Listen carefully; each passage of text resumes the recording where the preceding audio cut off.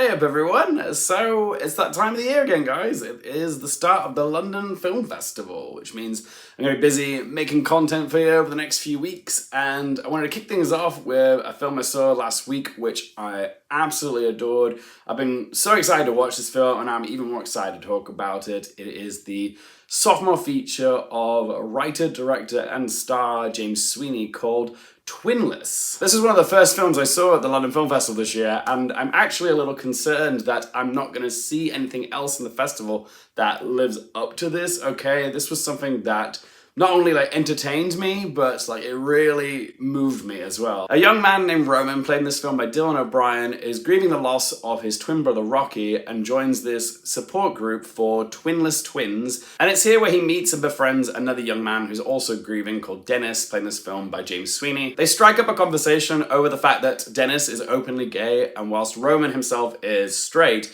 his twin brother Rocky, the one that passed away, was gay, so they get talking over that and they become friends. They have a connection, and that's kind of what the film is about, because sometimes we can forge random connections with people through unusual circumstances. But yeah, the core of this film is a lovely story about the friendship between a straight guy and a gay guy, which isn't something we see explored all too often in cinema. They've been brought together by tragic circumstances, but there's a mutual understanding and companionship between the two of them, and they help each other to heal and to move on.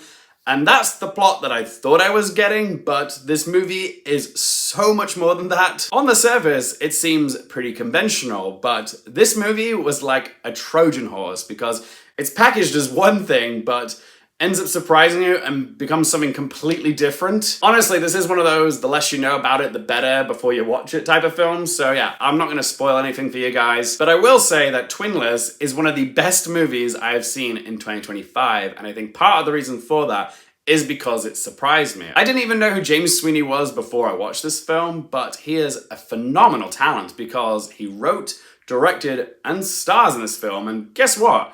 He shines in all three of those departments. He's one of those people who is annoyingly talented. So yeah, consider me a James Sweeney standboy now. I can't believe this is only his second ever feature, and he's so young. How old is he even? Holy crap, he's 35 years old, same age as me. Okay, that's not fair, because he looks about 25 years old, and he's already made 2 critically acclaimed movies. God, what have I done with my life? Yep.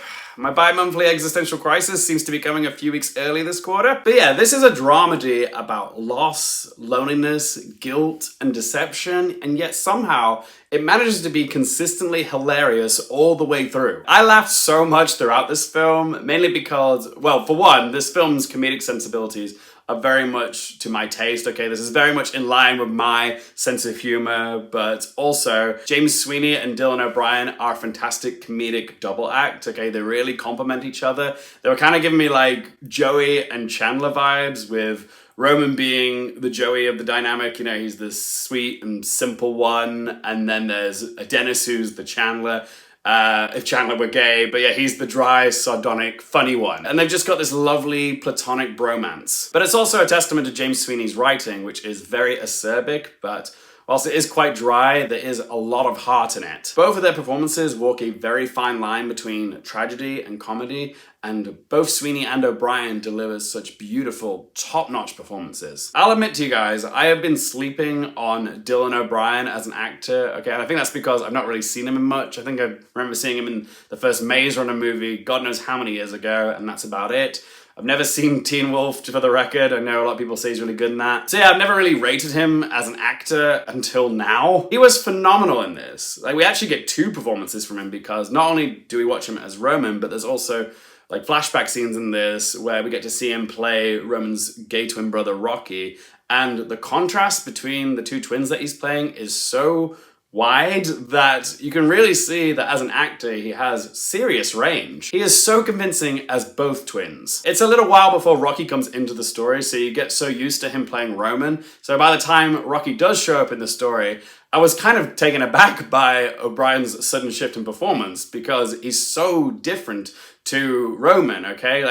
As Roman, he's just like your everyday straight boy. He's a bit directionless in life, his clothing is dull, but he's also quite quick to anger and understandably solemn because he's grieving the loss of his twin brother. But we also see that he kind of felt like he was living in the shadow of his charismatic gay brother. Like when we actually meet Rocky, he's confident, charming, and brash. He's got that fast-paced, devil-may-care energy of so many gay men that I know who are just kind of making up for lost time because they couldn't really be their authentic selves when they were younger. And what's amazing about O'Brien's performances is how nuanced both of these characters actually feel.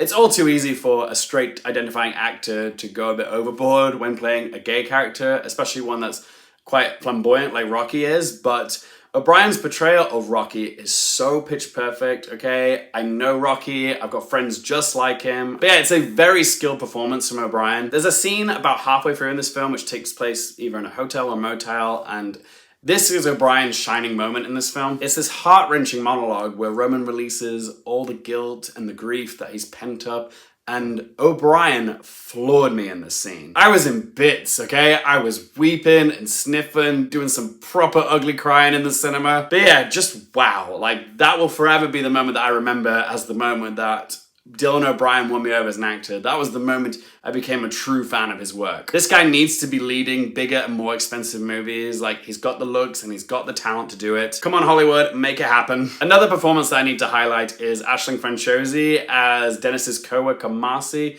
If the name Aisling Francosi rings a bell, that's probably because you might know her as the lead in Jennifer Kent's The Nightingale. That movie nearly destroyed me. Okay, I'm still recovering from watching that film. I didn't know she was in this movie before I watched it, and it took me a little while to clock that it was her. Like, she looks like a completely different person with red hair. But Francosi delivers such a joyful performance as the plucky receptionist Marcy. She's one of those people who just kind of vomits sunshine. Like, she is nothing but pure positivity. And normally characters like that can be quite irritating because you're just like, come on, be human, have some flaws. Misery loves company. And there are moments in this where she is impossibly perfect. Like in this confrontational scene towards the end, like she still manages to be sweet and rational about it. Like she's someone who just doesn't have a mean bone in their body, even when she's calling someone out for their shit. But yeah, I was still so charmed by Francosi's performance as Marcy. Like I was kind of falling in love with her a little bit, like another character did. And that brings us to James Sweeney, who is on triple threat form in this film with his superb acting, his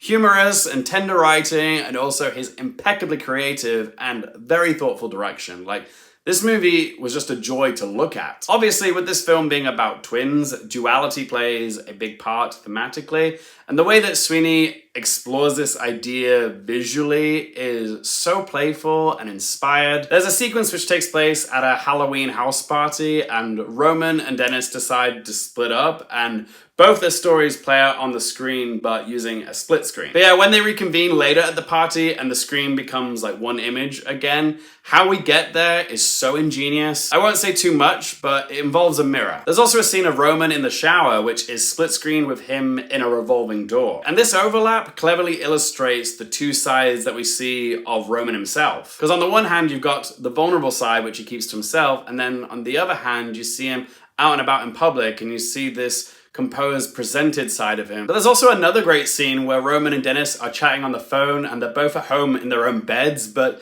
both the shots of their beds are kind of overlapped with each other, so it kind of looks like they're sharing the same bed, having this conversation together. It's also thoughtful and intentional, okay? I have massive respect for James Sweeney's direction because he really does pay attention to like the details in every shot, whether it's like the costumes, like when you see Dennis for the first time, he's wearing this very like stripy, symmetrical shirt. Also like little moments throughout where like Roman opens up a pack of Pop-Tarts to find there's only one in what should be a pack of two. And it's just like subtle visual language like that, which just reminds the audience how alone Roman is feeling now that he's lost Rocky. Also, Sweeney gets bonus points for the sex scenes in this film because, yeah, they were hot.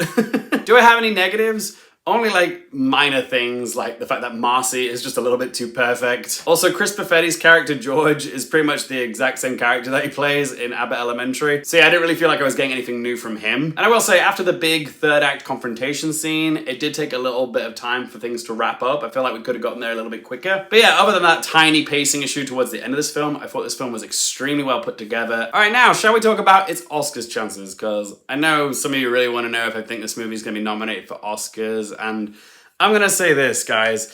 In a fair world, A film like Twinless should be nominated for Best Picture, Director, Best Original Screenplay, Best Actor for Dylan O'Brien. I'd even give it Best Editing, but honestly, this doesn't seem like it's going to get any traction at the Oscars. It might play at some of critics groups over award season, but what's peculiar is the fanfare for this film seems to have fizzled. Like, I saw this film a few days ago, so I'm only just discovering it and loving it, falling in love with it.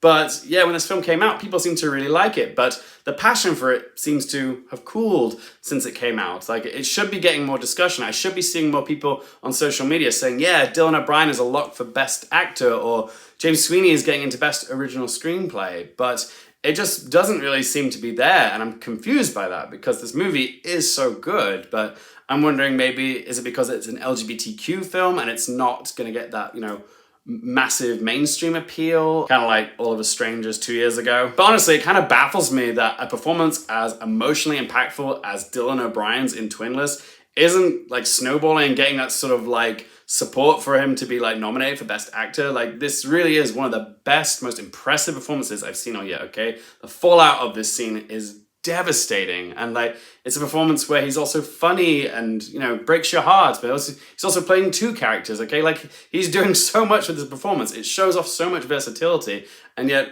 all the attention's on Leo and Timothée Chalamet and The Rock and Daniel Day-Lewis, and yet there doesn't seem to be much chit-chat over Dylan O'Brien, and I find that very strange because it is a performance that's absolutely worthy of awards recognition, and yet it just seems to be like, you know, flying under the radar. But yeah, if there's one actor who's getting into Best Actor this year for playing twins, it's more likely going to be Michael B. Jordan for Sinners, because I can see Sinners actually getting in for Best Picture, and that's really going to help him out. So yeah, I don't know if we're going to see, you know, two dual performances get into Best Actor this year, but that would be freaking cool if it did. But yeah, that's how I feel about Twinless' Oscars chances. It absolutely deserves the love, but I don't think it's going to get any. What do you guys think of its Oscars chances, or its award season chances? Whatever you have to say about this movie, do let your voice be heard in that comment section down below. Love hearing from you guys. All right, it's time to ask them 3 questions. Firstly, would I watch this again? You guys already know the answer to this. Of course, I'm going to be watching this many more times. Like I already said, this is a top 10 film of the year for me, okay?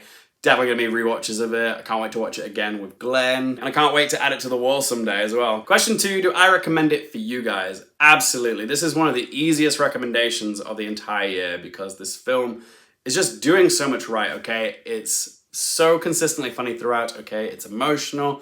The characters are wonderful. The performances are superb. And this movie is also really lovely to look at, okay? The direction in this is just so thoughtful and creative. This really is such a joyful watch, okay? Go watch it in a cinema, watch it with a crowd, okay, guys? You'll laugh so hard, you'll probably cry even harder. So yeah, please, if you can see this movie in a cinema, go support it, okay? This really is something special. And third and final question, what score am I gonna give out of 10?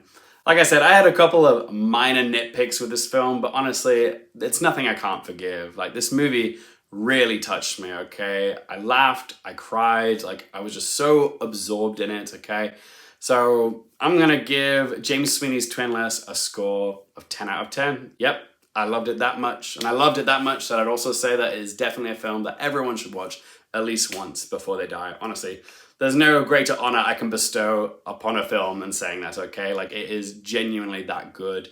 But as always, guys, it is just one bloke's opinion. I would love to hear your thoughts on Twinless. Are you excited for it? If you have seen it, what did you make of it, okay? Do you think it deserves some award season recognition? Whatever you have to say, please let your voice be heard in that comment section down below. If you guys have enjoyed this review, help me out by hitting the little thumbs up button for me. It reaches more people that way. And if you want more movie, TV, and Oscars-related content, don't forget to click that subscribe button. And as always, thank you guys so much for watching. For more things related to movies, TV, the Oscars, and popcorn culture, I'm Luke Hearfield, and I'll see you next time.